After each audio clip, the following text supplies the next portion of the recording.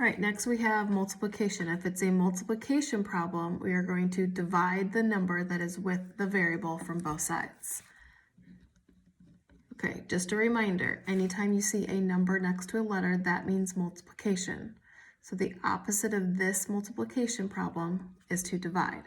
And we're going to divide by the number that's with the variable. So we're going to divide both sides by 6. So division bar 6, division bar 6. Those cancel out because 6 divided by 6 is 1, and 1 times x is x. So you're left with your x, and 54 divided by 6 is 9. Again, you can always check that. 9 times 6 is 54.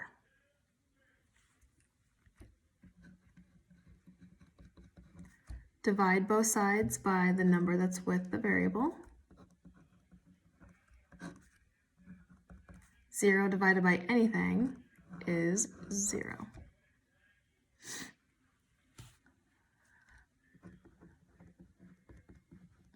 Divide, this is a multiplication problem because it's a number and a variable touching. Opposite of multiply is to divide. So we're going to divide both sides by 18. 18 goes in twice, which is 36. Subtract, you get 18. It goes in once, so your answer is 21.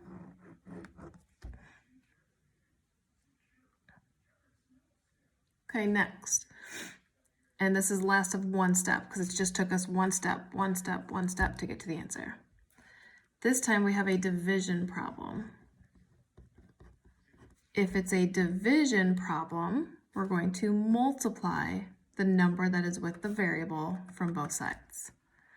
And this is how you do that. So the number that's with the variable is the 8, and we're going to multiply 8 to both sides. Well, this side is a fraction.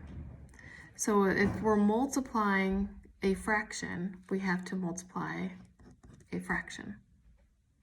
This side is a whole number, so it can stay a whole number. So we're multiplying both sides by 8, but this side has to be 8 over 1. Okay, because if this is a fraction, this has to be a fraction. Now, diagonally, those would cancel out because 8 goes into 8 once, 8 goes into 8 once. 1 times x is x. 1 times 1 is 1. X over 1 is x. So that's how you are left with your x. And then 14 times 8 is 112. Again, you can take that 112, put it in for x, divide it by 8, and see if you get 14. Okay, b over 22 equals 44. This is a division problem, so we're going to multiply both sides by the 22 because our goal is always to get the variable by itself. So we have to get rid of that 22. Left with the b. So 44 times 22 is 968. If you were to put this in for b and divide 968 by 22, you should get 44. M over 12 equals 39. We're going to multiply both sides by 12. Those cancel. We're left with m. And then 39 times 12. 18, 6, 7, 0, 9, 3, 8, 16 is 468.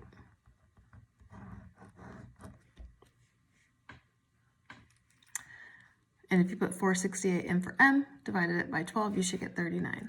Now, a common mistake that people make in the division ones, real quick, is if they see, like if it's x over 8 equals 10, because they see that division bar on this side, I've seen students before immediately want to put a division bar on that side, okay? But that's not correct. This is a division problem, which makes it a multiplication problem. Okay. So try not to make that mistake.